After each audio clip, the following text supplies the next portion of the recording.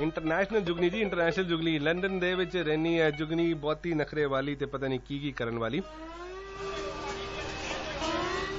एक गाना जरा सुन लेंगे आप, और क्योंकि I have to finish my cup of tea. I hope you'll understand. Red FM, आपका अपना radio station. This is Rana Umair. Name of the show is Sleepless Night. And उठ बांध कमर क्या डरता है भाई, फिर देख खुदा क्या करता है. Again, something about life. Take it away, Shahzad Roy in the house. 100 FM, आपका अपना radio station. My name is Rana Umair and the show is Sleepless Night. तू देखता है पर बोलता नहीं, तू सोचता है पर बोलता नहीं, तू देखता है पर बोलता नहीं, तू सोचता है पर बोलता नहीं। कह दे रंग बदलना है, ढलना है नई तकदीरों में ढलना है, तुझे जिसका है इंतजार, वो तू खुद है मेरे यार। उठ बांध कमर क्या डरता है, फिर देख खुदा क्या करता है। उठ बांध कमर क्या डरता है, फिर देख खुदा क्या करता है। उठ बांध कमर क्या डरता है, फिर देख खुदा क्या करता है। उठ बांध कमर क्या डरता है, फिर देख खुदा क्या करता है।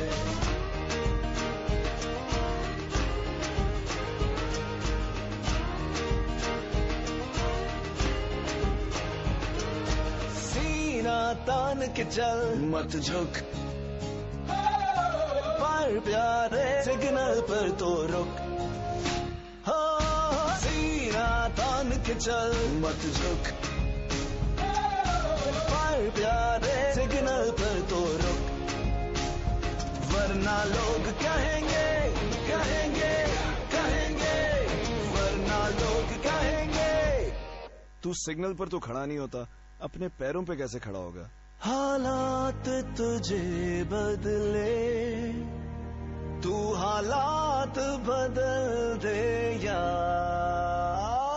उठ बांध कमर क्या डरता है, फिर देख खुदा क्या करता है। उठ बांध कमर क्या डरता है, फिर देख खुदा क्या करता है। उठ बांध कमर क्या डरता है, फिर देख खुदा क्या करता है। उठ बांध कमर क्या डरता है, फिर देख खुदा क्या करता है।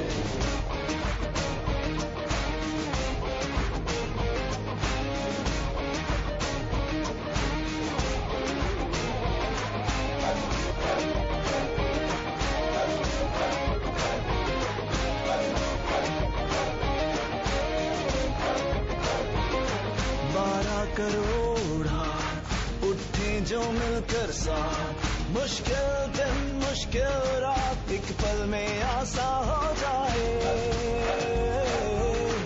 12 करोड़ा उठे जो मिलकर साथ, मुश्किल दिन मुश्किल रात एक पल में आसा हो जाए।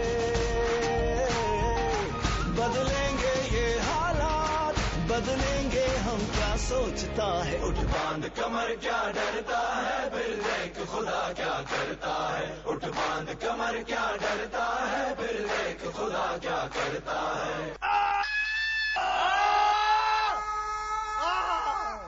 मैंने कहा जरा मैं भी जरा कंट्रीब्यूट कर दूं। डरता है, फिर देख खुदा क्या करता है। उठ बांध कमर क्या डरता है, फिर देख खुदा क्या। उठ बांध कमर क्या डरता है भाई, फिर देख खुदा क्या करता है।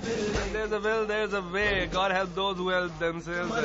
बड़ी सुनी सुनाई बातें हैं, बड़ी अच्छी अच्छी बातें जो कि सुनने में तो बहुत अच्छी लगती हैं, लेकिन जब प्रैक्टिकल इंसान इन पे अमल करने पे आता है तो बहुत सारी मुश्किलात आपको यकीनन सामने मिलती हैं। बहुत सारे लोग और बहुत सारी सिचुएशंस आपके यकीनन फेवर में नहीं होती हैं, लेकिन फिर भी इट बांध कमर क्या डरता है, फिर देख खुदा क्या करता है। अल्लाह ताला पे भरोसा रखें। जब आप उठ खड़े होते हैं, जब आप ये डिसाइड कर लेते हैं कि yes this is my destination, ये मेरी मंजिल है और इसको मैंने हासिल करना है इन अ पॉजिटिव वे, अच्छे अंदाज से और प्रॉपर तरीके से, विद फुल एफर्ट। और जब इंसान पूरी मेहनत से किसी चीज की जस्तजू करता है, पूरी लगन से किसी चीज को हासिल करने की एक तलब होती है उसके अंदर, तो डेफिनेटली अगर वो चीज मस्बत है तो अल्लाह ताला आपको यकीनन अपनी मंजिल तक जरूर पहुंचाता है। ये मेरा लाइफ का एक्सपीरियंस है अभी तक का, और ये एक्सपीरियंस आप लोगों के साथ शेयर करूंगा मजीद भी, लेकिन फिलहाल time for a commercial break. इससे पहले मेरे टीम मेंबर मुझे मजीद जो है ट्राई धमका है। Time for a commercial break, stay tuned, I will be right back. ओ रशीदात और आपको चुप कराना पड़ता है और उसके बाद फिर कमर्शियल ब्रेक। हाँ जी, here we go now.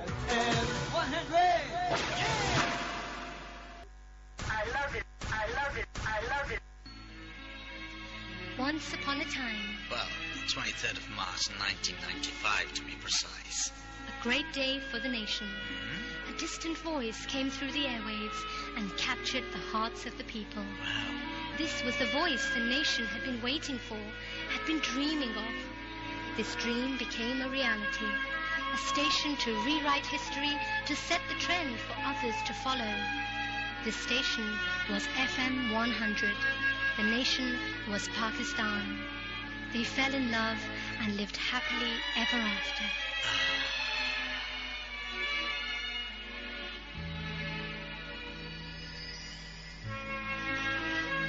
How cute. We fell in love and lived happily ever after. हम दोनों प्यार में डूब गए और फिर हम सदा खुश रहे, हंसी खुशी रहने लगे। ऐसी बातें ऐसी चीजें हम बचपन में कहानियां काफी सुना करते थे कि इस फलां जंगल में नहीं, फलां जगह पे एक बादशाह हुआ करता था, उसकी रियाया उससे बहुत खुश थी और बहुत ज्यादा जो है वो अमन का पैगाम देता था, बहुत ज्यादा दौलत बांटता था, गरीबों का ख्याल रखता था।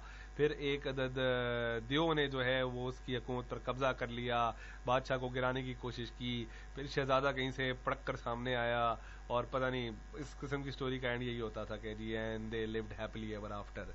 इस तरह की जो बातें हैं वही कहानियों में काफी बेहतर और अच्छी लगती है, लेकिन प्रैक्टिकल लाइफ में जब इंसान आता है तो असल में कुछ और होता है और असल में कुछ बातें डिफरेंट होती हैं। लेकिन फिर भी as far as happiness is concerned, as far as खुशी is concerned, as far as self satisfaction is concerned, तो यकीनन वो हासिल करना, मैं फिर इसी बात को दोहराऊंगा, आई स्ट्रांगली बिलीव कि इंसान के अपने ऊपर डिपेंड करता है। इंसान अपनी सोच से बहुत कुछ कर सकता है, बहुत कुछ हासिल कर सकता है, और इस सोच को अगर आप मस्बत रखें तो क्या ही बात हो।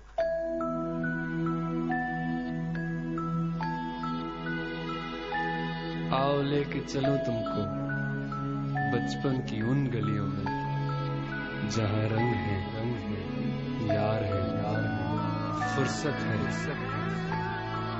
शायद कहीं इसमें तुमको तुम मिलो। चलो कहूँ तुमसे मैं मेरी कहानी। झूला झुलाए पुनगट नदिया किनारे ये आंगन दिया, तू आना हवा के संग मुझको भी तू दिखाना अपने रंग। सुनो मेरे दिल जानी ये कहानी मानी, एक दिन मेरे संग ये जहां था मेरा कुछ और तेरा भी अरमा, जाने दिल में क्या कुछ ये बसा था। ये मेरी है कहानी, ये मेरी कहानी।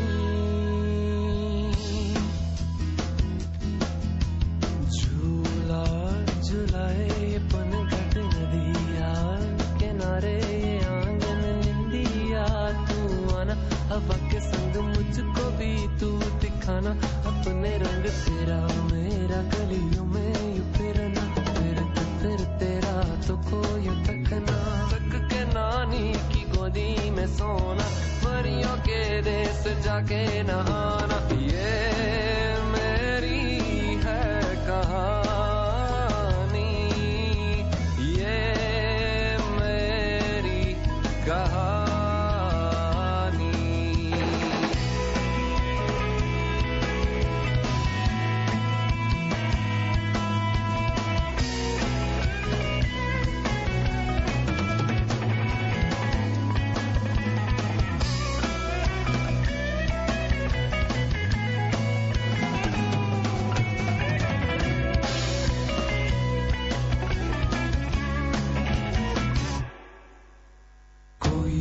करती न कोई बहाना, मुट्ठी में था जैसे जमाना, कच्ची जुबान में वो गीत गाना, नए खिलौने सबको दिखाना, मांग लिया जिंदगी से ज्यादा, चिन गया वो जिसने किया वादा, कौन लाए वो पल जो सुहाने, बीते थे जो वो गुजरे जमाने, ये मेरी है कहानी।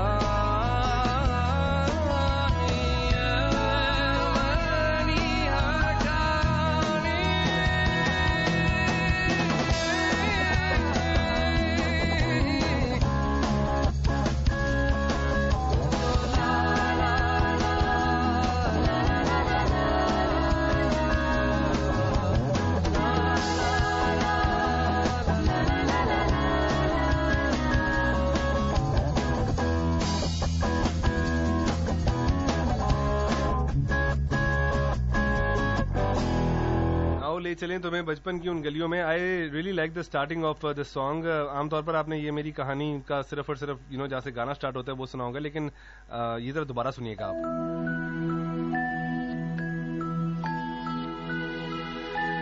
आओ लेके चलो तुमको बचपन की उन गलियों में, बचपन की उन गलियों में जहाँ रंग है यार है, फुर्सत है,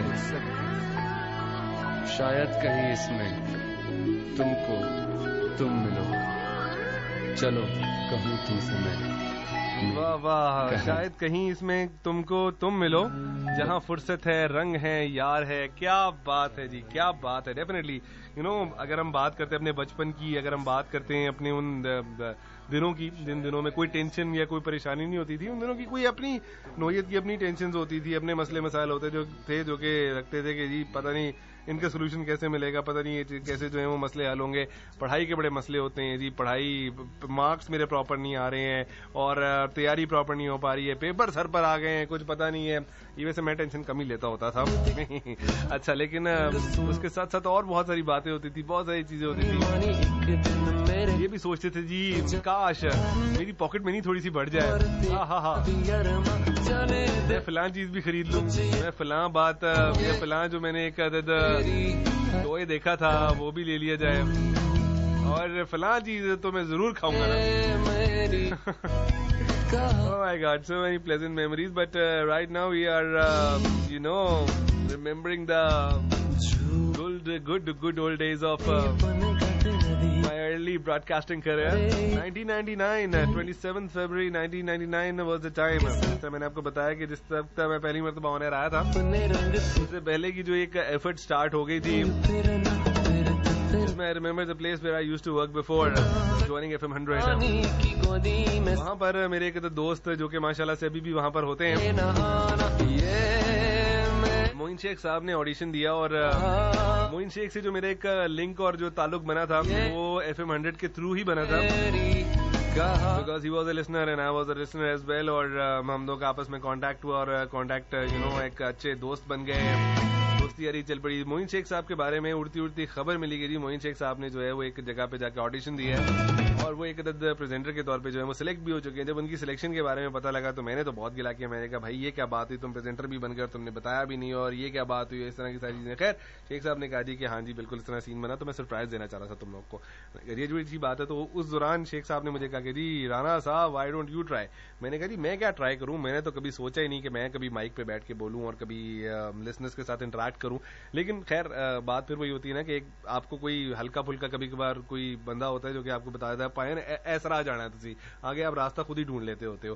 तो Moin Sheikh was a person who initially जिन्होंने मुझे थोड़ा सा इस तरफ ध्यान लगाया कि जी you can also become a presenter, और मैंने इस चीज पे सोचा, गौर तलब किया, गौर व फिक्र की, और गौर व फिक्र करने के बाद जब मैं सोचा कि जी ऑडिशन दिया जाए, बिकॉज एक नया रेडियो था और वहां पर नए नए लोग आ रहे थे, और नई सारी चीजें चल रही थी।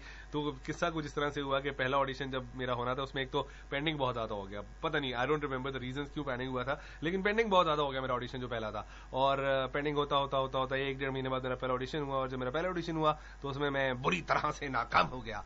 और बुरी तरह से नाकाम होने की एक सबसे मेन रीजन ये थी because I was not prepared at all. मुझे कुछ नहीं पता था मैंने क्या कहना है। आई स्टिल रिमेंबर कि मैंने जब माइक पे पहली दफा जाके बैठा था और मैंने बोलना शुरू किया तो उस वक्त जो प्रोड्यूसर थी वो आई, मुझे कहती बेटा आप क्या कर रहे हो, आप क्या कहना चाह रहे हो, आप कुछ कंफ्यूज लग रहे हो मुझे, आप कुछ थोड़े से लगता है आपको समझ नहीं आ रही है कि आपने किस तरह से जो है अपनी चीज एक्चुअल डिलीवर करनी है, तो थोड़ी देर बाद प्रैक्टिस करके दोबारा आओ। मैंने कहा जरूर मैं दोबारा प्रैक्टिस करके आता हूँ। दोबारा क्या प्रैक्टिस करनी थी, रटा मारा था, सीधी सी बात है। और रटा मार के दोबारा जब रटा ऑन एयर, मतलब ऑन एयर तो नहीं, इनफैक्ट वो ऑडिशन था, जब बोला गया तो उन्होंने कहा बेटा आप थोड़ी देर अभी प्रैक्टिस करो, उसके बाद हम आपको कुछ दिन तक बुलाते हैं। ये एक ऐसी गोली होती है जो कि एक बंदे को ना फारिग कराने के लिए होती है। मतलब आमतौर पर प्रैक्टिकल लाइफ में, जॉब्स में भी इस तरह की बहुत सारी चीजें होती हैं, लेकिन खैर इनिशियली मुझे ये चीज कम्युनिकेट की गई कि जी आप थोड़े दिनों बाद दोबारा आना। थोड़ी दिनों बाद जब मैं दोबारा गया तो फिर वही सीन हुआ, फिर वही सिचुएशन हुई, बिकॉज मैंने उसी तरह से उसी पैटर्न पे जो है वो अपनी सारी प्रिपरेशन की हुई थी और कोई प्रॉपर गाइडलाइन नहीं थी। तो फिर एक मरतबा से फेल हो गया। 1, 2, 3, 4 से 5 आई गेस ऑडिशंस ऐसे हुए जिसमें जो है मुझे नाकामी का सामना करना पड़ा। ये मैं इस वजह से बता रहा हूँ, मैं आपको एक चीज इस वजह से भी ये थोड़ी सी हाईलाइट करना चाह रहा हूँ, बिकॉज आजकल कुछ थोड़ी सी ना हमारे अंदर इम्पेशंस जो थोड़ी सी आ गई हुई है और थोड़ा सा हम चीजों को चाहते हैं कि जी फौरन से पहले जो है वो हो जाए और हमें एक से दूसरा कदम ना उठाना पड़े कोई काम करने के लिए। ये जो एफर्ट्स और ये जो सारी चीजें जो नाकामियां कभी कभार हमें देखनी पड़ती हैं, इसको हमेशा एज अ लाइफ में आप चैलेंज लेके चलेंगे तो फिर आप लाइफ में बहुत ग्रो कर सकते हैं। इस फील्ड, अपनी इस रेडियो की फील्ड से रिलेटेड भी और वैसे भी जॉब्स में, क्योंकि प्रैक्टिकल लाइफ में मैं हूं काफी अर्से से, वहां पे मैं व्हाट आई ऑब्जर्व कि लोग जो हैं बहुत जल्दी डिसअपॉइंट हो जाते हैं। लोग एफर्ट नहीं करते, लोग अपने वो कहते हैं ना कि जान नहीं मारते हैं, लोग कोशिश नहीं करते हैं, लेकिन डिसअपॉइंट फौरन हो जाते हैं और फौरन से पहले सोचने लग जाते हैं कि ये क्या बात हुई, ये क्या चीज हुई, हमें इस तरह क्यों ट्रीट किया जा रहा है, हमें इस तरह क्यों रखा जा रहा है। और इस तरह की बहुत सारी बातें जो है ना आप अपनी उस लाइफ से रिलेटेड या स्पेसिफिकली जिस ऑर्गेनाइजेशन में आप इंटरव्यू देने जाते हैं या आप सपोज ऑडिशन देने आते हैं, तो इस किस्म की बहुत सारी चीजें हो जाती हैं। आई रिमेंबर कि एक अदद आई गेस अराउंड लाइक 1 से 1.5 साल पहले की बात है ये, कि एक अदद मोहतरमा थी जिन्होंने एक रेफरेंस के थ्रू मुझसे कांटेक्ट किया कि जी मैंने प्रेजेंटर बनना है। तो प्रेजेंटर बनने के लिए उस तक हमारे ऑडिशंस नहीं चल रहे थे, तो मैंने उनका खैर इनिशियली जो सीवी हमारा प्रोसीजर होता है मैंने फॉरवर्ड कर दिया, बट उन्होंने मुझे तकरीबन, मैंने कहा जी कि मैं आपका सीवी फॉरवर्ड कर देता हूँ, लेट्स सी आप you'll get the call soon, ठीक है। उन्होंने मुझे याद है 1 हफ्ते 10 दिन के अंदर 2 से 3 और तीसरा फोन जो था वो उनका ऐसा गुस्से से भरपूर था जैसे वो उन्होंने मेरे ऊपर बहुत शदीद एहसान की है अपना सीवी दे के मुझे, और शायद हम लोग का ये इदारा जो है वो बहुत ज्यादा लॉस करेगा अगर हमने उनको सिलेक्ट नहीं किया। तो इस तरह की जो एक वो कहते हैं ना कि थोड़ा सा एटीट्यूड होता है, ये आपको लाइफ में मैं बिलीव करता हूँ इस चीज पे कि आप इनिशियली अपनी जब प्रैक्टिकल लाइफ में थोड़ा सा कदम रखते हैं, थोड़ी सी इन चीजों को स्टार्ट करते हैं, तो अगर आपका इस तरह का एटीट्यूड होता है तो आप लाइफ में आगे जाके फ्लेक्सिबिलिटी आप में मजीद दिन ब दिन कम होती जाती है और आप फिर चीजों को शायद उस तरह से ट्रीट नहीं कर पाते जिस तरह से करनी चाहिए। सो इस वजह से दिस इज द मैसेज। मैं आपको शुरू में एक बात की थी कि इस शो को करने का मकसद, जो मैं अपनी बातें आपके साथ शेयर कर रहा हूं, उदासी वाला टच मैं कोशिश करूंगा नहीं आने दूं, लेकिन अगर आ गया तो उसको बर्दाश्त कर लीजिएगा। लेकिन बेसिक जो मकसद है ना मेरा, is to give you a positive message, हर सेंस में, हर तरह से, हर तरीके से, ताकि आप कुछ हमारी उन चीजों से सीख सकें, ताकि आपको कोई लेसन मिल सके कि जिंदगी इस तरह भी गुजारी जा सकती है। ये कोई जरूरी नहीं है कि आप उसी तरह से गुजारें, बस सिर्फ और सिर्फ आपको एक इंडिकेट कर रहा हूं, बता रहा हूं, दिखा रहा हूं कि जी ये भी एक तरीका हो सकता है, आप उस पर अमल करें ना करें, ऑल डिपेंड्स ऑन यू। हाँ जी, तो मैं आपको बता रहा था 4 या 5 ऑडिशन में फेल होने के बाद जो सूरत हाल हुई कि जी एक ट्रायल बुकिंग मिली, एंड अगेन विद शेख साहब मुझे कंबाइंड शो मिला, और कंबाइंड शो में मैंने अपने जो पहला मेरा कंबाइंड शो था उसको करने की इतनी कोई एक्साइटमेंट थी, उसको करने का कोई इतना जुनून, जोश और जज्बा था, और ऐसी कोई फीलिंग आ रही थी कि मैं पहली मर्तबा जो है वो ऑन एयर आऊंगा, because I was not a good debater at all. मैं कोई एज सच किसी एक्स्ट्रा इस तरह की एक्टिविटीज में पार्टिसिपेट कभी भी नहीं किया। आमतौर पर होता है ना, प्रेजेंटर है, डिबेट करता रहा होगा बचपन में और बड़ी इस किस्म की जो है वो एक्स्ट्रा करिकुलर एक्टिविटीज में इन्वॉल्व होगा, ऐसी कोई चक्कर नहीं था, ऐसा कोई बात नहीं था। मैं जो है वो थोड़ा सा उस चीज से रिलेटेड बहुत एक्साइटेड था और मुझे एक्साइटमेंट की एक हद चेक करें बिकॉज आई रिमेम्बर उस वक्त क्योंकि my brother and my sister वो अपने कॉलेज जाया करते थे और आई गेस मेरा जब पहला शो था तो यमी भी शायद शहर से बाहर गई हुई थी, रब्बू अपने ऑफिस गए हुए थे, तो कोई ऐसा बंदा नहीं था जो मेरा शो रिकॉर्ड कर पाता। एक तो मैंने अपनी कजन्स को कहा था जी तुमने मेरी शदीद पता नहीं जितनी कॉलें कर सकती हैं करनी जी बिल्कुल, ताकि जो है वो पता लगे लोगों को जी को बंदा है जी बंदा है। और वहां पे लाइंस तकरीबन मुझे याद है 8 से 9 हुआ करती थी, जो ब्लिंक करती थी तो उससे क्राइटेरिया डिफाइन होता था कि ये प्रेजेंटर जो है बड़ा अच्छा प्रोग्राम करता है। तो आई रिमेंबर मैंने अपने एक टेप रिकॉर्डर जो था वो अपने बैग में डाल के अपने दोस्त की तरफ गया, स्पेशली उसको मैंने कैसेट भी दी, उसको मैंने कहा यार मेरा ये शो तुमने जरूर रिकॉर्ड करना है। पहला मैं ढूंढ रहा था वैसे वो शो, लेकिन मुझे मिल नहीं सका अनफॉर्चुनेटली। कुछ थोड़ा सा मिक्सर नहीं मतलब वो कैसेट मुझे और वो जो उस तरह की जो जितनी भी रिकॉर्डिंग्स थी शुरू में मैंने सारी की थी सारी मुझे मिल गई थी, लेकिन मुझे वो शो नहीं मिल पाया स्पेसिफिकली। एनीवे तो उस दोस्त को मैंने कहा जी तुमने हर शो की जो हर बात है वो रिकॉर्ड करनी है। तो जो रिकॉर्डिंग का चक्कर था और वो तमाम बातें थी और जो पहला शो था बड़ा अच्छा गया, सक्सेसफुल गया और बड़ा फीडबैक अच्छा आया and they were happy, management was happy and they said कि yes we can give you one show. एक शो मुझे मिला एक हफ्ते का और जिस तरह हफ्ते को मैं आज कल भी एक शो ही करता हूं, आगाज भी एक शो से हुआ और इख्तिताम भी एक शो से हो रहा है, वो भी सैटरडे था और ये भी सैटरडे है। अलबत्ता मुझे याद है वो टाइम जो हुआ करता था वो हुआ करते थे 11 to 12 इन द आफ्टरनून, सुबह तकरीबन 11 से 12 का वो वक्त होता था, दोपहर 12 बजे तक का तब शो हुआ करता था। और एक महीने बाद क्या हुआ और आगे क्या सूरत हाल थी ये हम आपको बताएंगे, लेकिन फिलहाल कमर्शियल ब्रेक हमारे सामने खड़ी पगड़े डाल रही है, पायन मेनू भी प्ले कर दो। So time for commercial break, stay tuned, your presenter your RJ Rana Umair. We'll be right back. FM 100.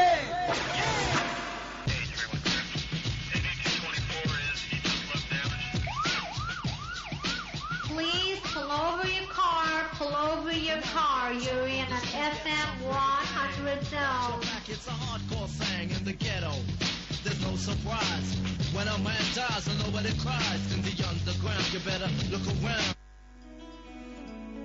Okay जी, वेलकम बैक एंड अस्सलाम वालेकुम पाकिस्तान। म्यूजिक का तड़का और म्यूजिक का सिलसिला भी हमारा साथ साथ चलता रहेगा because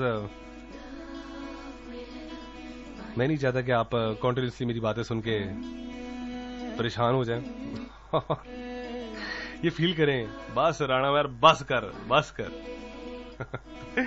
That's what I don't want।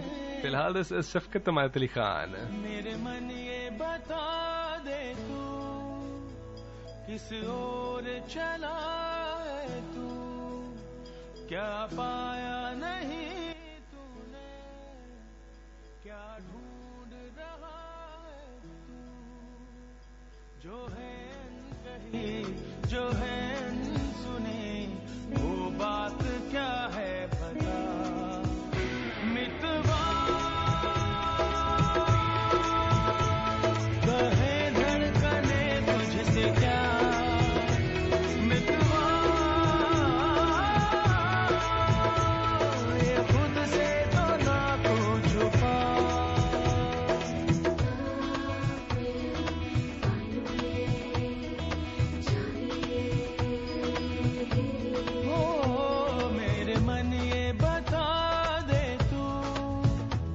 किस ओर चला है तू, क्या पाया नहीं तूने, क्या ढूंढ रहा है तू, जो है कही जो है सुने वो बात क्या है बता। मितवा कहे धड़कने तुझसे क्या, मितवा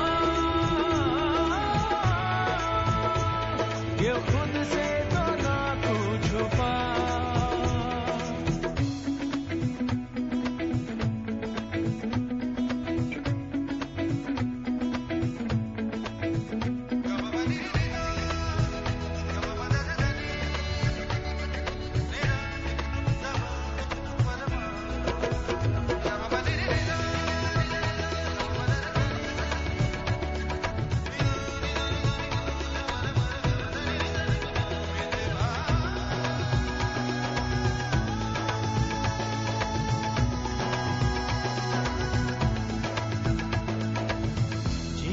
डगर में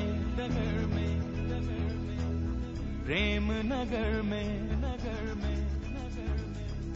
जीवन डगर में प्रेम नगर में आया नजर में जब से कोई है तू सोचता है तू पूछता है जिसकी कमी थी क्या ये वही है हाँ ये वही है हाँ ये वही है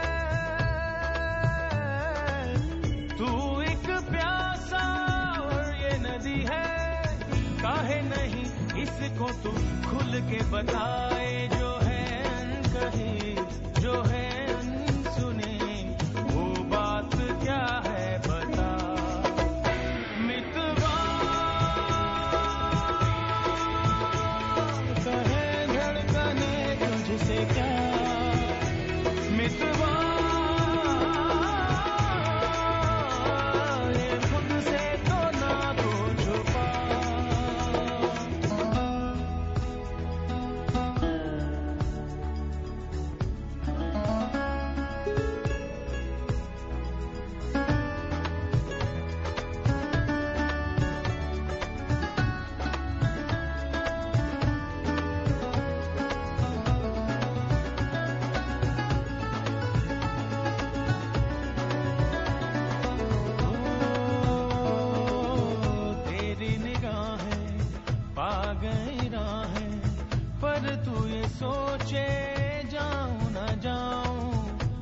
जिंदगी जो है नाचती तो क्यों बेड़ियों में है तेरे पाँव प्रीत की धुन पर नाच ले पागल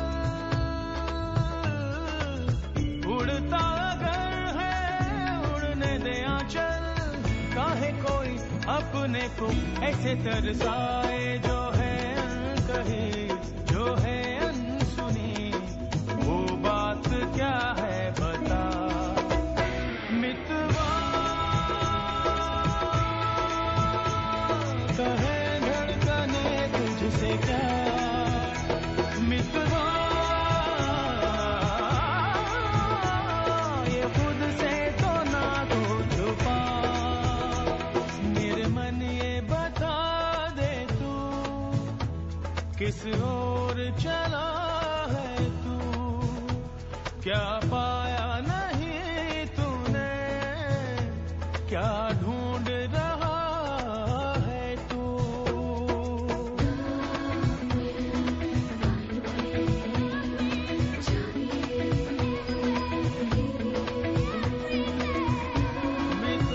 मितवा कहीं धड़कने तुझसे क्या तुझसे तू ना तू छुपा अच्छा जी as far as songs collection is concerned तो आज के शो में if I am disappointing someone if people are expecting me to play some songs of their own choice so let me tell you आज के show में जो भी हो रहा है वो मेरी मर्जी से और एमी हो रहा है जैसे मैंने आपको बताया ना प्रोग्राम के स्टार्ट में कि आज के शो में नथिंग इज प्लान्ड है तो एकदम से जो भी कुछ सामने आ रहा है या दिल कर रहा है एक्चुअली फिलहाल फोल्डर से फिलहाल गाना प्ले होना चाहिए तो मैं प्ले कर रहा हूँ that's what I am doing today but still I'm getting your feedback continuously on the social network और साथ ही साथ to your messages as well और वो messages मैं आपको बार बार लगातार बता रहा हूँ और वो तमाम लोग जो कि शायद ये सोच रहे हैं समझ रहे हैं कि आमतौर पर ये वो वक्त होता है जब हमारे मैसेजेस ओपन होते हैं तो आज के प्रोग्राम में there are no messages simply no messages no calls और सिर्फ मैं और मेरी बातें आपके साथ मौजूद हैं पास करके आप बर्दाश्त कर क्योंकि इसी का जब जस्ट ट्यून इन तो कोई बात नहीं थी कोई बात नहीं अभी भी आपने बहुत कुछ सुनना है और बहुत कुछ सुनना और कहना बाकी है हमारे लिए भी और उन तमाम बातों में आपने हमारे साथ साथ रहना है वो बात क्या है बता और अगर आप मजीद भी अपना फीडबैक देना चाहते हैं और फिर अगर आपने अपना कोई मैसेज देना है और कोई बात हम तक पहुंचानी तो definitely you can share you can participate write message या क्रिएट मैसेज पे जाके आपने लिखना है LHR then space your message और उस मैसेज को आपने सेंड करना है on 3636 I am definitely and desperately waiting for your पैगामात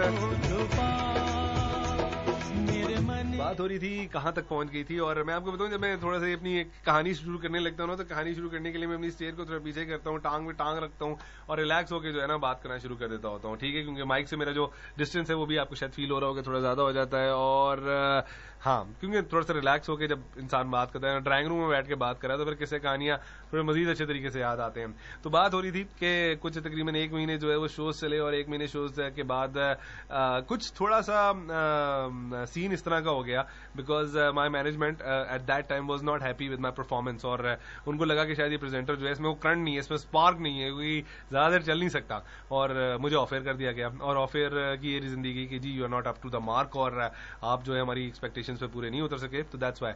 और मुझे उस पर कोई होप भी नहीं दिलाई गई थी कि मैं कोई दोबारा ऑन एयर आना या नहीं आना, इस तरह की कोई बात नहीं की गई। आई वाज ऑफर, और जब मैं ऑफर हो गया और जब एकदम से थोड़ी सी इस तरह की चीज हुई, तो फिर फील हुआ कि यार ये तो बुरा हो गया और ऐसी चीज नहीं होनी चाहिए थी, और फिर दोबारा से अपनी एफर्ट स्टार्ट कर दी। फिर दोबारा से जो है वो मतलब मुझे याद है मैं पढ़ाई का चक्कर भी हल्का फुल्का चल रहा था, फर्स्ट ईयर या ऐसा कोई चक्कर था, और मुझे याद है मैं रेडियो जो है वो ज्यादा चक्कर लगा रहा होता था, और जो पढ़ाई की तरफ ध्यान जरा कम था। लेकिन खैर बहरहाल ये बहुत गलत बात है, आपको पढ़ाई की तरफ जरूर ध्यान रखना चाहिए। लेकिन खैर वो जब आपकी एक स्पेसिफिक एज चल रही होती है और जब आपको कुछ करने की जुस्तजू होती है, जुनून होता है, तो फिर आपको नहीं पता लग रहा होता कि आप किस तरफ जा रहे हैं और क्यों जा रहे हैं। तो मेरे अंदर एक लगन थी, और it was like a challenge for me कि जी मुझे क्यों ऑफर किया गया है, मुझे क्यों इस तरह से जो है वो बात सुनने को मिली है। I have to prove myself, और मैंने बताना है कि जी नहीं, ये जो मेरे बारे में एक राय बन गई है गलत बन गई भी है, और इसी चीज को प्रूव करने के लिए, इसी चीज को करने के लिए मैंने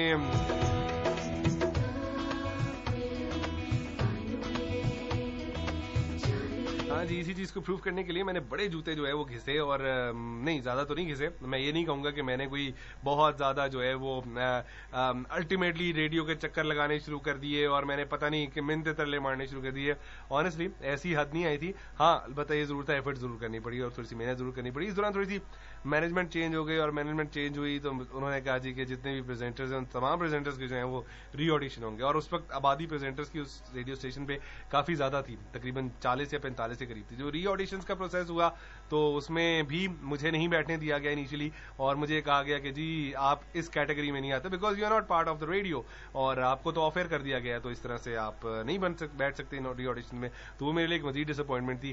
खैर किसी तरह से कर करा के आई रिमेंबर के मैंने एक अदद वो जो पुराने इंचार्ज थे उनको मैंने थोड़ी सी रिक्वेस्ट की, उनको रिक्वेस्ट करने के बाद मैं उस री ऑडिशन के अंदर गया। और आई रिमेंबर यहाँ पर मैं एक बंदे का नाम जरूर लेना चाहूंगा जो कि मेरे लिए as far as broadcasting is concern मेरे लिए हमेशा इंस्पिरेशन रहे हैं, क्योंकि जो उनका स्टाइल, जो उनका अंदाज is simply amazing. Talking about Sajjad बरी, शायद कुछ उन वक्तों के लोग जानते हो उनको, बिकॉज उनका एक बड़ा धीमा सा स्टाइल था और बड़ा धीमा सा अंदाज था। नाउ डेज ही इज माशाल्लाह producer in radio Pakistan, Multan जो है वहां पर वो होते हैं, लेकिन उस वक्त वो उस रेडियो स्टेशन पे मेरे साथ थे। तो आई रिमेंबर हिज वर्ड्स, मुझे अच्छी तरह से याद है कि उन्होंने जब मुझे इस तरह से परेशान देखा कि मुझे ऑडिशन में नहीं बैठने दिया जा रहा, तो मेरे पास आए और मुझे कहते क्या हुआ है उमैर। मैंने कहा जी इस तरह से ये सीन हुआ है, ये सिनेरियो हुआ है।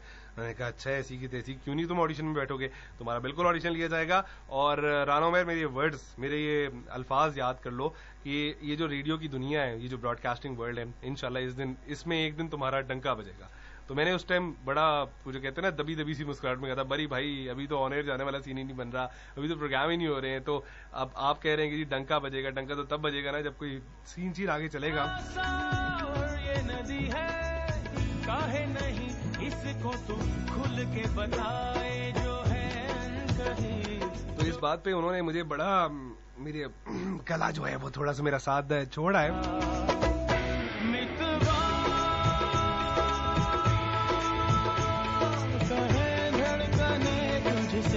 हाँ जी, तो इस बात पे उन्होंने मुझे अच्छा खासा इनकरेज किया और उन्होंने मुझे कहा जी कि नहीं तुम्हें मैं री ऑडिशन में बिल्कुल बिठाऊंगा और तुम मुझसे पहले ऑडिशन दोगे। और हुआ वही, उन्होंने मुझे पूरा कर करा के प्रोसीजर, मेरा री ऑडिशन हुआ। री ऑडिशन में आई वॉज अगेन सिलेक्टेड, और at that time I remember I was क्या कहना चाहिए, कुछ थोड़ा सा आई गेस मैं अपने आप को बेहतर तौर पर प्रूव कर गया, एंड आई वाज री elected by the new management. और वो मैनेजमेंट चेंज जो हुई, उन्होंने मुझे दोबारा से शोज दिए, दोबारा से जो है वो एक डगर चल पड़ी और एक कहानी चल पड़ी, और दोबारा से जो है वो एक जो पैशन था और एक जो जुनून था वो दोबारा स्टार्ट हुआ, और वो बड़े जबरदस्त तरीके से स्टार्ट हुआ।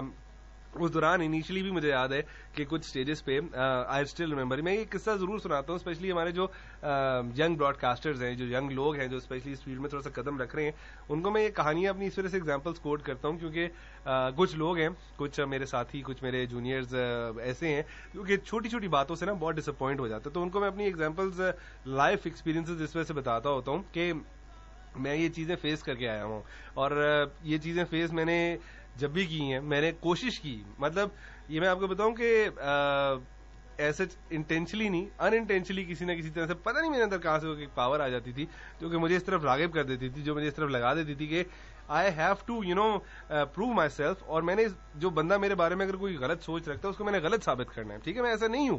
तो इसी चक्कर में, इसी करते कराते आई रिमेंबर कि मेरे साथ एक दफा ये भी सीन हुआ इनिशियल अर्ली डेज में कि my station manager deputy controller होती थी वहां पे, तो वो आई अपने हमारे ऑफिस में, और आने के बाद जो हमारे प्रोड्यूसर थे उनको कह दी कि जी ये बंदा जो है, इसको जो है मैंने अभी फिलहाल ये जो शाम का शो कर रहा है, इसको शाम के शो से जी हटा के इसको मॉर्निंग में करें, बिकॉज इसकी अभी वो क्वालिटी नहीं है, इसका अभी वो स्टैंडर्ड नहीं है, और ये अभी उतने फ्लो में नहीं है कि अभी शाम के शोज को मैनेज कर सके, शाम के शोज के लिए हमें कोई बेहतर बंदा और बेहतर प्रेजेंटर चाहिए।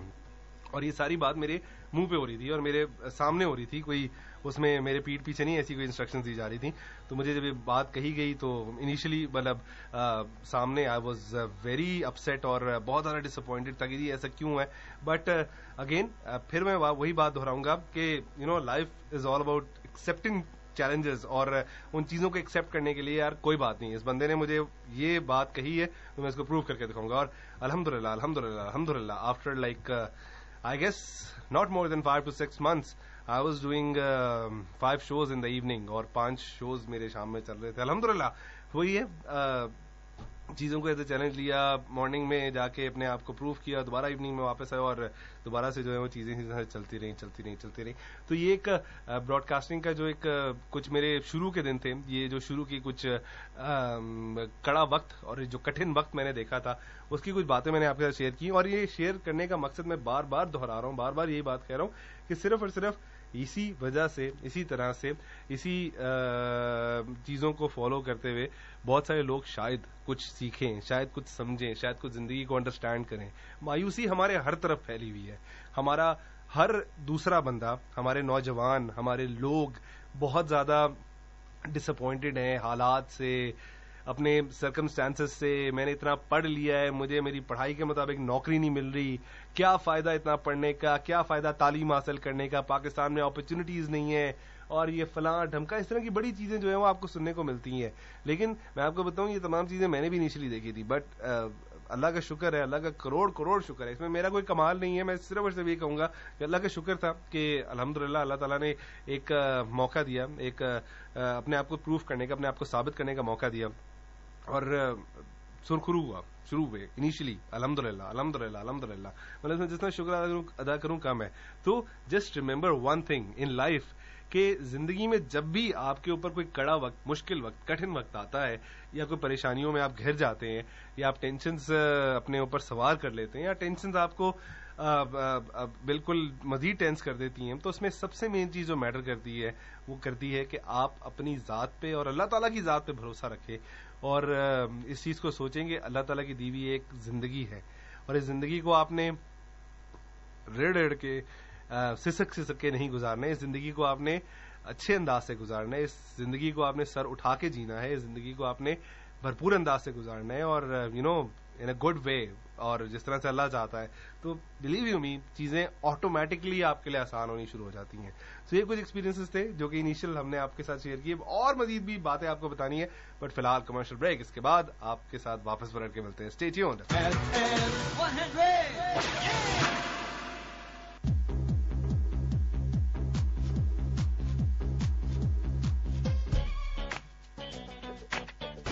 You know what? I went up to States and then I go up to Heathrow and I can't find a seat there. Well, I was just writing up my diary. Oh, really? Yeah. And then you know what happens? I lose my diary there. You're not your diary? Yeah. Come on, don't annoy me. telephone. अल्लाह जी, अस्सलाम वालेकुम। मैं बोल रहा जी, कहाँ से बोल, मेरे लिए प्लीज खाने के प्रोग्राम में मेरी रिक्वेस्ट पे कर दे। 11111111111. Stop this nonsense. For the peace of mind. FM 100. शुरू के दिनों में मुझे एक जो सबसे मेन चीज याद है कि there was no other option.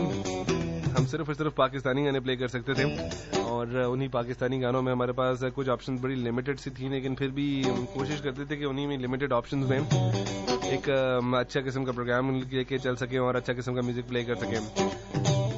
उन ऑप्शन में मुझे याद है ये गाना मैंने बहुत प्ले किया है. Talking about viral science.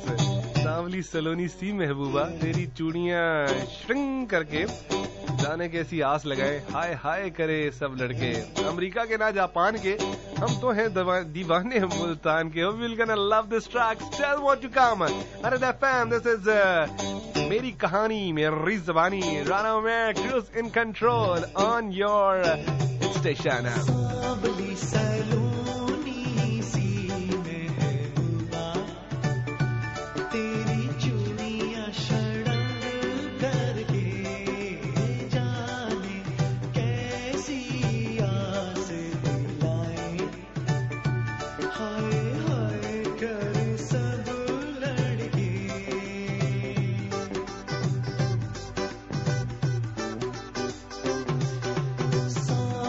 Saloni C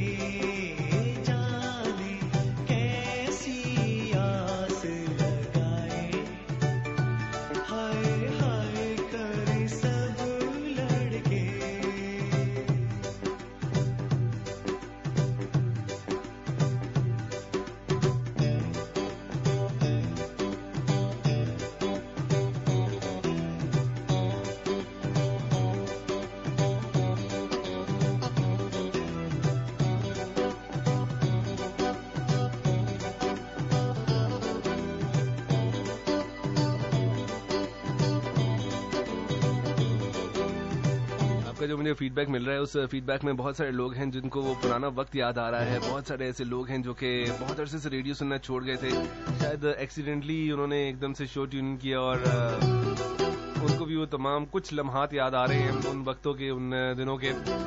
I used to do shows उस रेडियो पे, और उस रेडियो पे जो मेरे कुछ साथी होते थे, मेरे कुछ फाजिल फजूल दोस्त होते थे, उन फजूल फाजिल दोस्तों में आई रिमेम्बर तकरीबन मोइन शेख साहब से तो बिल्कुल हमारा याराना और दोस्ताना जो है वो दोस्ताना नहीं सॉरी याराना भाई आजकल दोस्ताना का मतलब लोग दूसरी तरफ ले जाते हैं। तो उनसे जो एक याराना है और उनसे जो एक सिलसिला जो दोस्ती का है वो तो काफी अर्से से चल रहा है, लेकिन उसके साथ साथ यासिर हमीद हुआ करते थे, ताहिर बशीर हुआ करते थे, एंड बिंदिया नदिया, and of course Sajjad Bari जिनका भी थोड़ी देर पहले जिक्र किया था। They were like so many names, बहुत सारे ऐसे नाम थे जिनसे एक दोस्ती यारी वाला सिलसिला हुआ करता था। अदनान शहजाद एंड आलिया शाह एंड इनान दलीब जो कि आज की बहरहाल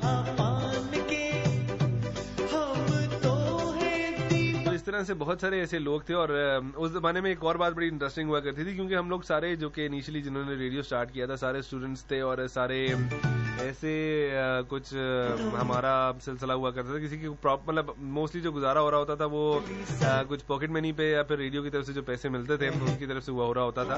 तो हमें याद है कि उन दिनों में हमने अगर एक दिन फास्ट फूड रेस्टोरेंट में जाके कौन भी खानी होती थी तो उसके भी पैसे कंट्रीब्यूट हो रहे होते थे, 15-15 रुपए की, 20-20 रुपए की वो कौन जो कि अब काफी महंगी हो चुकी है। आई गेस अब तो मेरे ख्याल में 70-80 रुपीज की है। उस फास्ट फूड रेस्टोरेंट का नाम नहीं मिले थे, समझ तो गए होंगे आप, उन दिनों में नई आई थी।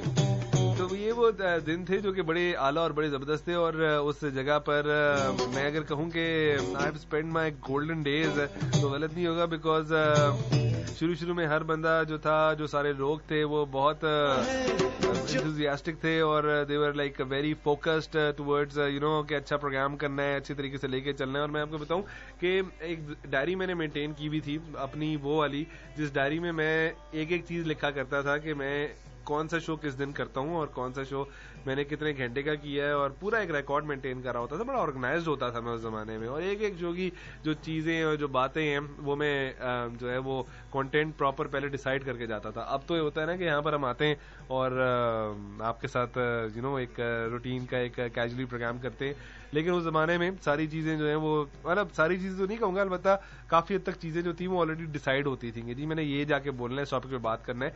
एंड आई स्टिल रिमेंबर, मैं इस चीज को भी बताने में कोई शर्म नहीं महसूस करता बिल्कुल भी, कि आई स्टिल रिमेंबर कि डॉक्टर इजाज कुरैशी का जब मैं शो सुनता था तो शो सुनने के बाद जो है, मतलब शो सुनने के दौरान डॉक्टर इजाज कुरैशी का मैं उसमें से बहुत सारे पॉइंट्स नोट किया करता था, because for me he was and still he is an inspiration. और ये चीज मैं पहले भी कई मरतबा शेयर कर चुका हूँ कि मैं उनके शो में से पॉइंट्स नोट करके ना अपने शो में जाके ऑनर किया करता था, और वो बड़ा एक जबरदस्त सीन हुआ करता था। तो ये तमाम जो प्रिपरेशन, ये तमाम बातें हर तरफ से हो रही होती थी, और बहुत सारे ऐसे नाम हैं, बहुत सारे ऐसे लोग हैं जो कि उस वक्त we were like very close friends, और now they are disappeared somewhere, I don't know Yasir Hamid कहाँ गए, काफी अरसा हो गया कोई बातचीत नहीं हुई, वो अमेरिका चले गए थे, उसके बाद फिर वापस आए, कुछ पता नहीं गया। ताहिर बशीर से it's been a long time, I know he is in Lahore, but it's been a long time, it's been ages, कोई मुलाकात नहीं है। बिंदिया नदिया दे आर इन यूके, और माशाल्लाह से they both are happily married, and उनका भी माशाल्लाह से जो है वो सारा सिलसिला सही है। मोइन शेख से still in touch, he is happily married and माशाल्लाह फादर ऑफ अ किड, और सही है, he is happy. And there like few other names as well. I remember एक हमारी बड़ी जबरदस्त सी प्रेजेंटर होती थी, एक बड़ी जबरदस्त सी दोस्त भी होती थी, फरिया अंबर, एंड उनसे भी कोई राब्ता नहीं है। और इस तरह के बहुत सारे नाम, इस तरह के बहुत सारे ऐसे लोग जिनसे उस जमाने में हमारा एक बड़ा जबरदस्त कांटेक्ट हुआ करता था। अब कुछ पता नहीं है कहाँ पे, because people are so curious to know कि जी राना उमैर, क्योंकि मुझे जो फीडबैक आ रहा है ना हर तरफ से, उसमें लोग पूछ रहे हैं आप फलां बंदे के बारे में बताएं कि ये फलां बंदा कहाँ पर है, इस बंदे के बताएं ये फलां बंदा कहाँ पर है। तो बहुत सारे ऐसे लोग हैं जिनके बारे में मुझे खुद ऑनेस्टली नहीं पता, मुझे खुद अंदाजा नहीं है कि वो लोग कहाँ पर है, बट स्टिल जो है वो मेरे दिलो दिमाग में वो एक अच्छी याद और अच्छी मेमोरी की तरह है। तो इस तरह के हमारे गेट टुगेदर हुआ करते थे बड़े जबरदस्त किस्म के, और बड़े जबरदस्त शुगर लगा करता था। I use to spend, in fact most of the people use to spend whole day in the radio, और सारा एक शुगर लग रहा है, जा रहे हैं, खाने खा रहे हैं, फिर रहे हैं, तुर रहे हैं, मजाक कर रहे हैं, एक बड़ी फुल जो एक कहते हैं ना कि हंसी मजाक वाली लाइफ थी। प्रोग्राम्स भी साथ साथ चल रहे होते थे, और इसी दौरान मुझे याद है कि एक दिन मैं प्रोग्राम कौन सा करने आया था, मैं प्रोग्राम करने आया था आई गेस फ्रॉम 1 to 3, और 1 से 3 तक का प्रोग्राम था। और उस 1 से 3 के प्रोग्राम के बाद मुझे याद है 3 से 4 का तकरीबन इंग्लिश स्लॉट हुआ करता था। तो इंग्लिश स्लॉट में प्रेजेंटर जो था वो आया नहीं, तो मुझे शायद नहीं प्रेजेंटर नहीं आया था, इनफैक्ट कोई रोड शो था, तो वो रोड शो भी मैंने करना था स्टूडियो एंड से। तो स्टूडियो एंड से मैंने वो रोड शो किया। उस रोड शो के बाद जो 4 to 6 वाला स्लॉट था उसमें जो प्रेजेंटर है वो रोड शो थोड़ा सा एक्सटेंड हो गया 5 बजे तक का। तो जो 4 to 6 के प्रेजेंटर है वो जो है वो आई गेस चले गए इंतजार करके। तो मैंने फिर उनका शो भी 6 बजे तक कंटिन्यू किया। 6 बजे भी कोई प्रेजेंटर किसी ने आना था, वो नहीं आ सके, तो मैंने फिर 6 to 8 उनका भी शो किया था। यानी कि 1 बजे मैंने प्रोग्राम करना स्टार्ट किया था और मैंने प्रोग्राम 8 बजे खत्म किया था। 7 घंटे अभी तक का मेरा रिकॉर्ड है कि मैं 7 घंटे कंटिन्यूस जो है वो ऑन एयर आपको आपको मुझे बर्दाश्त करना पड़ा है। वैसे ये अभी तक का सबसे ज्यादा एक हाईएस्ट रिकॉर्ड है। इनफैक्ट पिछले दिनों एक ये भी बात हो रही थी कि नहीं, खैर वो रिकॉर्ड आपको बाद में बताएंगे, जाते हुए बताएंगे, ठीक है। अभी जरा फिलहाल उस रिकॉर्ड को साइड पे करते हैं। खैर, तो वो एक जो एक टाइम था बड़ा अच्छा गुजरा था, और वो टाइम तकरीबन 1 साल 2 साल 3 साल किस तरह से गुजरे पलक झपकते ही कुछ पता नहीं लगा। और इस दौरान मैं आपको बताऊं, अगर मैं किससे कहानियां छेड़ने बैठूं, अगर मैं किससे कहानियां लेके बैठूं, तो बहुत सारी ऐसी बातें होंगी। And I have some good memories to share. अल्हम्दुलिल्लाह मेरे पास ज्यादा अच्छी मेमोरीज हैं शेयर करने के लिए, बजाय इसके कि मेरे पास बुरी मेमोरीज हो। और एक बड़ा जबरदस्त सीन बन गया, एक बड़ा जबरदस्त सारा सिलसिला बन गया। और एक जो एक होती है ना इंसान के अंदर थोड़ी सी इस चीज की तलब और जरूर कि जी लोग मुझे पसंद करें, लोग जो हैं वो हमारा प्रोग्राम सुने। मैंने आपको बताया ना शुरू में कि उधर जो तकरीबन 8 के करीब लाइंस होती थी, तो मुझे याद है कि हम लोग एक दूसरे के सामने खैर शो तो नहीं करते थे, but me, Yasir and Moin, हम लोग का ना, बल्कि जो कुछ मेन प्रेजेंटर्स थे, आपस में कंपटीशन हुआ करता था जी किसके प्रोग्राम में सबसे ज्यादा जो है वो लाइंस ब्लिंक किया करेंगी। और इस कंपटीशन में कभी मैं जीत जाता था, कभी वो जीत जाता था, कभी कोई और जीत जाता था। और ये वो दिन थे, ये वो वक्त था जब लिसनर्स की तरफ से भी हमें जो फीडबैक आता था वो एक इंतहा का और बड़ी जबरदस्त किस्म का आता था। नए रेडियो ज्वाइन किया था, नया सिलसिला था, तो जब लोग कॉल करके कहते थे जी हमें आपका प्रोग्राम बहुत अच्छा लग रहा है, मैसेजेस नोट होते थे।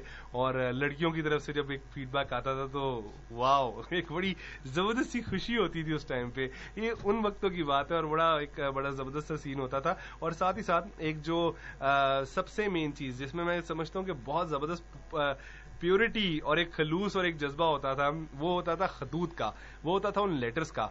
जो लेटर्स अब गायब हो गए, बिल्कुल सिरे से गायब हो गए हैं, उनका कोई दूर दूर तक नामो निशान नहीं है।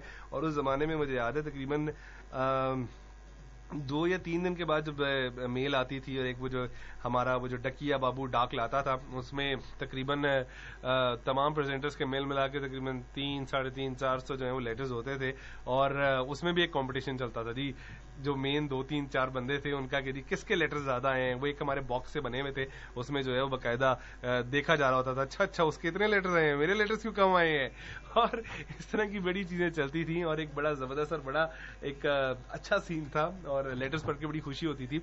इनफैक्ट मैं आपको बताऊं, मैंने शायद पहले भी अब ये बात आपको बताई थी कि मेरे फादर जो हैं वो पहले, क्योंकि he used to be in army, तो आर्मी में जब वो रेडियो पाकिस्तान सुना करते थे, तो उनको सुनने के बाद अक्सर जब रेडियो ज्वाइन किया ना, तो कहते कि हम अपने जब जवानी के दौर में जब रेडियो सुनते थे, तो जब कोई भी मेजबान प्रेजेंटर अपने बताता था ना कि जी हमें इतने खतूत फलां जगह से फलां का खत आया है, तो वहां पर बैठ के यही कहते थे कि जी ये कहाँ से खत लिखते होंगे लोग, इनको ये सारे अपनी तरफ से ना ये बनाई जाती होंगी बातें। लेकिन जब वो मेरे लेटर्स देखते थे तो he really used to get amazed कि हैं ये लेटर्स वाकई आते हैं, और बड़े शौक से पढ़ा करते थे। और मेरे पास अभी तक वो तमाम लेटर्स मौजूद हैं, और उन तमाम लेटर्स में, क्योंकि उस वक्त में ये बात कर रहा हूं मैं 99, 2000, 2001 की, जब इंटरनेट आ तो बिल्कुल गया था लेकिन इतना कॉमन नहीं हुआ था, और घर में मोबाइल में जो है वो इंटरनेट बिल्कुल भी मौजूद नहीं था, और लोगों को इंटरनेट यूज करने के लिए कैफेस का रुख करना पड़ता था, और बड़ी तगदौ करनी पड़ती थी। आपके जो ISPs थे वो बिल्कुल फारिग थे, आपको बिल्कुल डेड स्पीड मिलती थी। कोई फेसबुक नहीं था, सिर्फ और सिर्फ आपके मेल अकाउंट्स हुआ करते थे, MIRC हुआ करता था, इसमें लोग पागलों की तरह चैट किया करते थे, ASL प्लीज और इस तरह की बहुत सारी बातें चलती थी। लेकिन ऐसे जितनी आप कम्युनिकेशन ईजी हो गई, जितने आप एडवांस टेक्नोलॉजी चीजें आ गई हैं, सोशल नेटवर्क्स आ गए हैं, तो उस जमाने में ये तमाम बातें बिल्कुल भी नहीं होती थी। तो लोग ज्यादा लेटर लिखने को प्रेफर करते थे। तो लेटर्स का एक बड़ा एक अजीब ही सिलसिला और एक अजीब ही ट्रेंड था, तो बड़ा अच्छा लगता था, बड़ा खुशी होती थी उन लेटर्स को रिसीव करके। बहरहाल ये चीजें चलती रही और फिर चलते चलाते वही बात होती है कि वक्त हमेशा एक सा नहीं रहता और कभी ना कभी किसी न किसी चीज को ब्रेक लगनी होती है। समटाइम्स आपकी कुछ इंटेंशंस अच्छी होती हैं, समटाइम्स आपकी इंटेंशंस कुछ बुरी होती हैं, तो आपको कोई ना कहीं किसी न किसी लेवल पे जब एक कुछ झटका महसूस होता है, कोई आपको लाइफ में कुछ एकदम से स्पीड ब्रेकर आता है जिसमें आपकी लाइफ में आपकी जिंदगी की गाड़ी थोड़ी सी हिला जाती है, तो उस वक्त भी आपका एक जो कहते हैं ना साबित कदम रहना बहुत जरूरी होता है। तो same thing happened with me during this tenure. मेरे साथ कुछ वही बात बता रहा हूँ कि अप्स एंड डाउन चलते रहे, कभी ऑफ एयर किसी छोटी बात पे होता रहा, किसी बड़ी बात पे होता रहा, बहुत सारी चीजें चलती रही और फिर ऑन एयर आ गया, फिर ऑफ एयर हुआ, फिर ऑन एयर आ गया, मतलब 2-3 मरतबा इस तरह की चीजें हुई। एंड देन लाइक फाइनली एक ऐसी इंसिडेंट हुआ, एक ऐसी बात हुई जिसने एक मरतबा से फिर जिंदगी की तरफ कुछ मजीद इंडिकेशन दी और इस चीज का एहसास दिलाया कि excuse me mister Rana Umair, life is still you know still long way to go. अभी भी जिंदगी जो है वो उतनी आसान नहीं है जितनी आसानी से आप इसको ट्रीट कर रहे हैं। माई फ्रेंड्स यूज्ड टू से, आई रिमेंबर, मेरे दोस्त उस टाइम पे कहते थे, क्योंकि उस वक्त ज्यादातर वक्त हमारा रेडियो में गुजरता था, तो मेरे दोस्त उस टाइम मुझे कहते थे कि यार उमैर, तुम्हारी लाइफ में अगर रेडियो खत्म हो जाएगा ना तो शायद तुम्हारी लाइफ की बाकी तमाम चीजें जो है वो भी जो है बिल्कुल साइड पे हो जाएंगी। तो मैं कहते थे नहीं, ऐसी बिल्कुल कोई बात नहीं है, रेडियो अगर खत्म हो गया तो और बड़ी चीजें चल रही हैं और बड़े काम हो रहे हैं। लेकिन इवेंचुअली हुआ फिर ये, और वक्ती तौर पे एक ब्रेक लगी, एक ऐसी ब्रेक लगी जिसने लाइफ में उस वक्त तो एक बहुत नेगेटिव चेंज आया था, but now I believe it was a good change, it was a very good change, or it was necessary at that time. What happened and how that thing happened, I'll let you guys know, but after this Ishq Sufiyana from the movie